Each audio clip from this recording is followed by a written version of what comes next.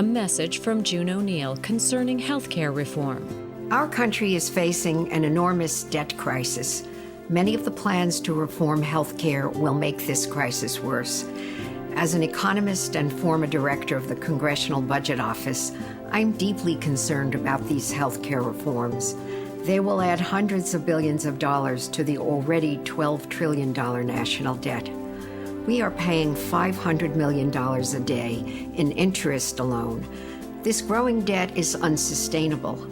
It will have huge negative effects on jobs, taxes, and our economy. Unfortunately, some politicians are using accounting gimmicks to hide the cost of these changes, and seniors on Medicare will pay the price.